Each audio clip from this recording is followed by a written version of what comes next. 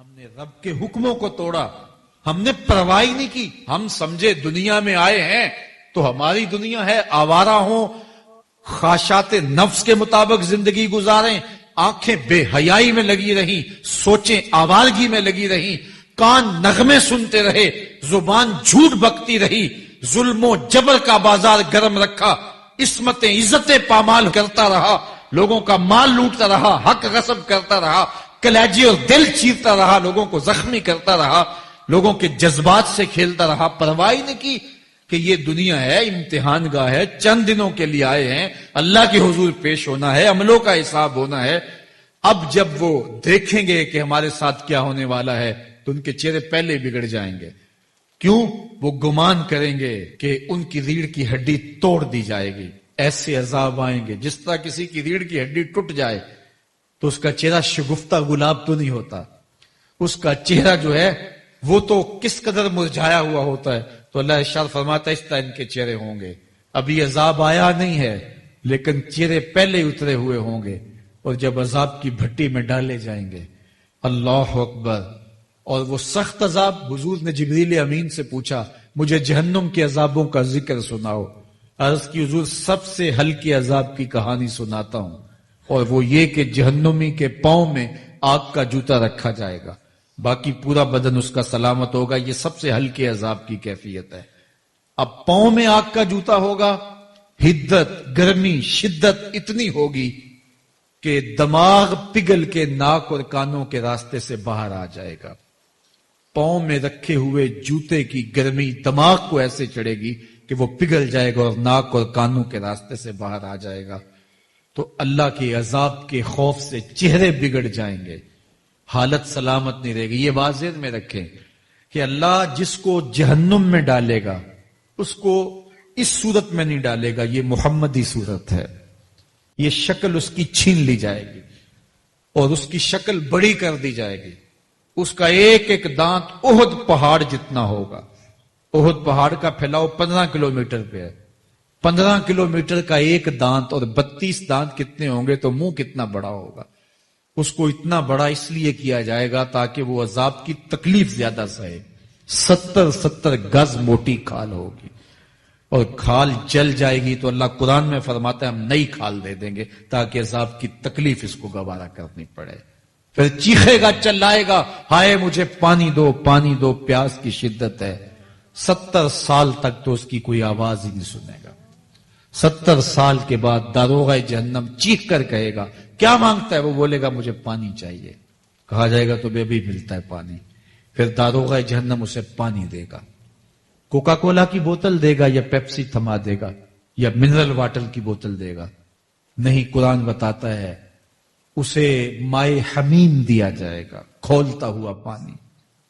اور وہ اتنا گرم ہوگا جب پینے کے لیے چہرے کے قریب کرے گا اس سے اٹھتی ہوئی بھاپ کی وجہ سے چہرے کی کھال ادڑ کے اس کے اندر گر پڑے گی، لیکن اس کے باوجود اس کو پینا پڑے گا.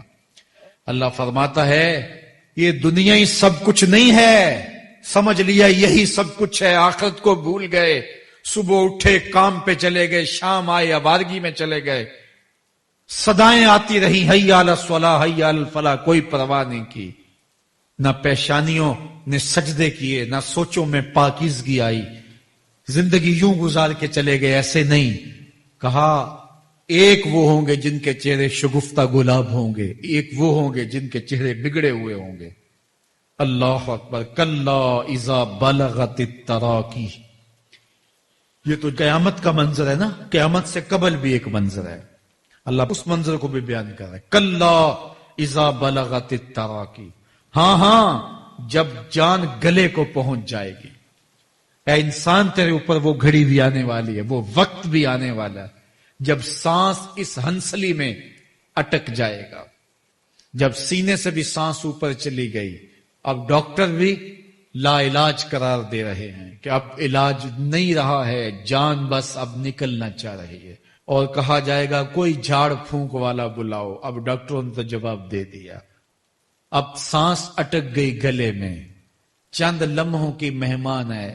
اب ڈاکٹروں نے کہا اب ہماری جانب سے لا علاج ہو گیا، اب لے جاؤ اس کو گھر یا وینٹیلیٹر پہ ڈال دیتے ہیں اس کو. بس اب ہماری جانب سے کوئی اس کا علاج نہیں ہے.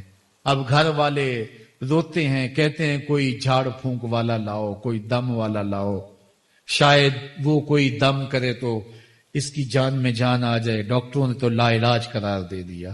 وَظَنَّ عَنَّهُ الْفِرَاقِ.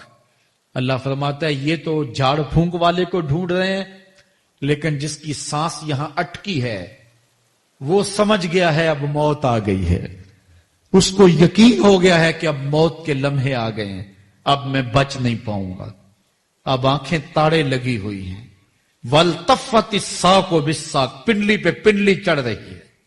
جب موت آ جاتی ہے تو پھر پنڈلی سے پنڈلی لپٹ جاتی ہے, اس کو پھر جدا کرتے ہیں اور جدا کر کے دونوں انگوٹھے باندھ دیتے ہیں تاکہ پنڈلی کے اوپر پنڈلی نہ چڑھے.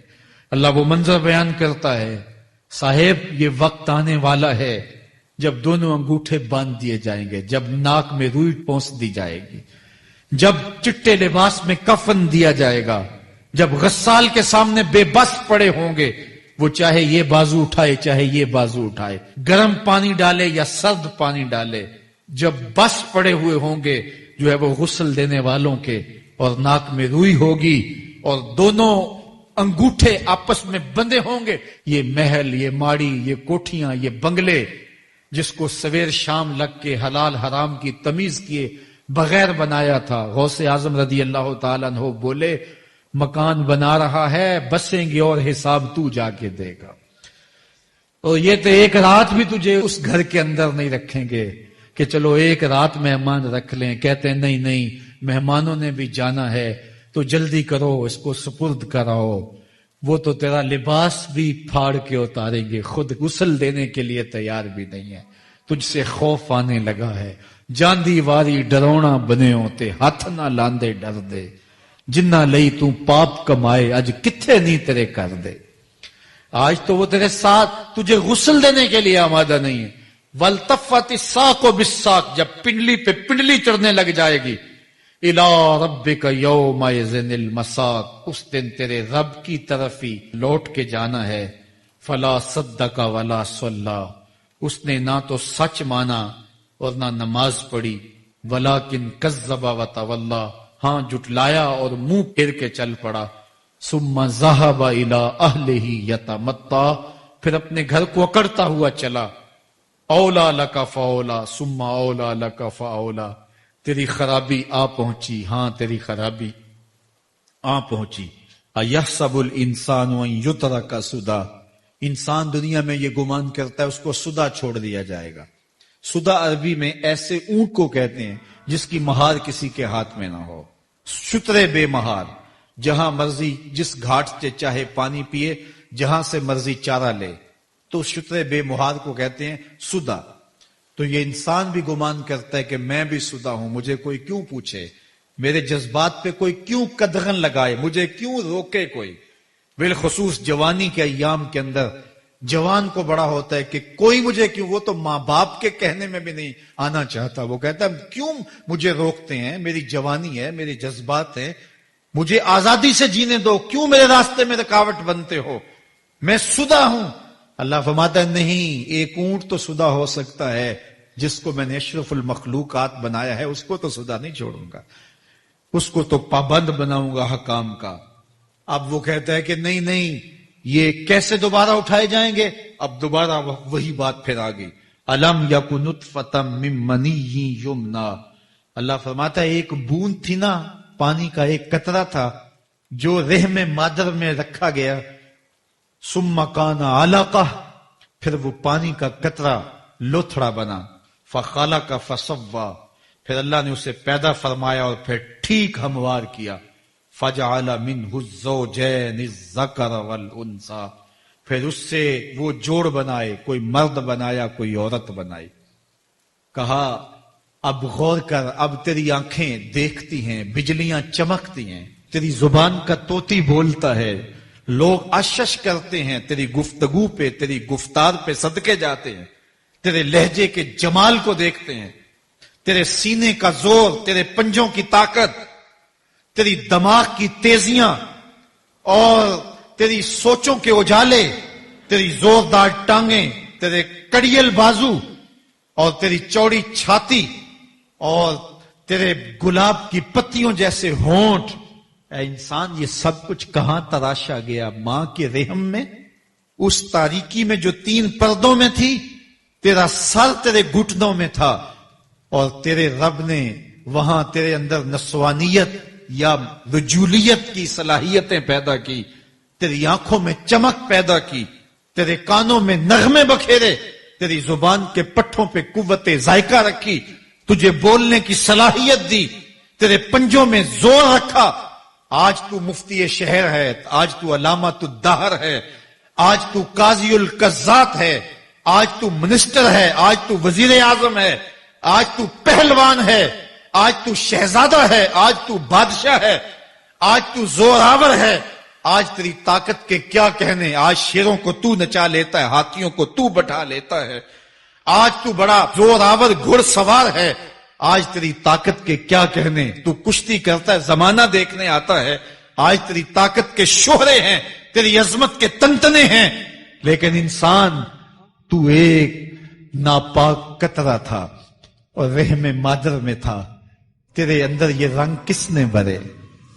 تیرے کانوں میں نغمے کس نے رکھے؟ تجھے دماغ کی قوتیں کس نے دی؟ زبان کو بولنا کس نے سکھایا؟ آنکھوں میں توانائیاں کس نے رکھی؟ تیری زبان کا طوطی بولتا ہے، یہ سلیقے کس نے دیے؟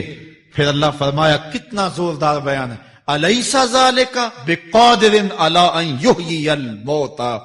جو ماں کے پیٹ میں ایک نطفے کو ایک خوبصورت انسان بنا سکتا ہے، ہڈیوں کو جوڑ کے دوبارہ انسان نہیں بنا سکتا؟ کیا وہ دوبارہ تجھے کھڑا نہیں کر سکتا اپنے سامنے پیش ہونے کے لیے، جس کے حکموں کو تو نے توڑا ہے، جس کے فرامین کا تو نے مذاق اڑایا ہے؟ کیا وہ اتنا ہی بے بس ہے کہ اپنے حضور تجھے جو ہے وہ کھڑا ہی نہیں کر سکتا ہے؟ جس رب نے تجھے ماں کے شکم میں شکل دی. حضرت شیخ فرید الدین عطار بولتے ہیں، سانے کستی سلاتی می شود، ایسا کاریگر ہے مٹی سے بادشاہ بنا ڈالتا ہے. اس نے مٹی سے دارا و سکندر بنائے، اس نے مٹی سے جو ہے وہ رستم و سہراب بنائے، اس نے مٹی سے کیا کیا بنا دیا. جو مٹی سے بادشاہ بنا سکتا ہے، جو نطفہ رحم مادر سے جو ہے وہ شکل اور صورت اور رنگ اور جمال بنا دیتا ہے. تیری صورت نکھرتی ہے، تیرے ہونٹ گلابی ہیں اور تیری نرگسی آنکھیں ہیں، تیرے ریشمی بال ہیں اور تیری خوبصورت رنگت ہے. تو چال چلتا ہے تو لگتا ہے قیامت چل رہی ہے. تیرا قد رانا جو ہے وہ صنوبر کو شرماتا ہے. تیری گفتار کے تنتنے ہیں. جس نے اتنی خوبصورت شکل ماں کے رحم میں بنائی، کیا وہ ہڈیوں کو جوڑ کے دوبارہ انسان نہیں بنا سکتا؟ وہ دوبارہ انسان بنائے گا اور پھر تجھے اپنے حضور کھڑا کرے گا. اور ایک حدیث میں آتا ہے، اللہ بندے کو اپنے حضور کھڑا کرنے کے بعد اپنے سامنے سے ہٹنے نہیں دے گا جب تک 5 سوال نہیں پوچھ لے گا. ان عمرہ ہی فیما افنا ہو، اس کی عمر کے بارے میں پوچھے گا، کہاں ضائع کی؟ میں نے تجھے زندگی دی، 60 سال 70 سال 40 سال 50 سال، اس زندگی کو کہاں گزار کے آیا ہے؟ ان شبابہ ہی فیما ابلا ہو، اس کی جوانی کے بارے میں پوچھا جائے گا، جوانی کہاں گزار کے آیا ہے؟ مجنوں تو نہیں بنا رہا، خواہشات کا اسیر تو نہیں ہو گیا، دیوانوں کی طرح زندگی تو نہیں گزار کے آ گیا؟ تیری جوانی کسی چوک میں تو نہیں گزری، تیری جوانی آوارگی میں تو نہیں گزری، ساری رات سوشل میڈیا کے اوپر گندگی اور غلاظتیں تو نہیں دیکھتا رہا؟ تیری زندگی گزری کہاں ہے؟ تیری جوانی گزری کہاں ہے؟ اگر کوئی جواب نہ ہوا تو پھر کیا جواب دے گا؟ اور وہ کتنا خوش نصیب ہوگا جو کہے گا، مالک میری جوانی سجدوں میں گزری، میری جوانی قیام میں گزری، میری جوانی رکوع میں گزری. میرے حضور فرماتے ہیں، سبعۃ یظلھم اللہ فی ظلہ یوم لا ظل الا ظلہ. 7 اشخاص ایسے ہیں قیامت کے دن جب کوئی سایہ نہیں ہوگا، اللہ ان 7 کو اپنے عرش کا سایہ دے گا. ان میں سے دوسرا شخص میرے حضور نے بیان فرمایا، وشاب نشأ فی عبادت اللہ، وہ جوان جس کی جوانی اللہ کی عبادت میں گزرے گی. جوانوں، اپنی زندگی کو مالک کی دہلیز پہ لے آؤ. जवानी वही है जो मालिक की चौखट पे गुजरे। अपने दिल का ताल्लुक जोड़ो, इश्क करना है तो फिर आमना के लाल से करो।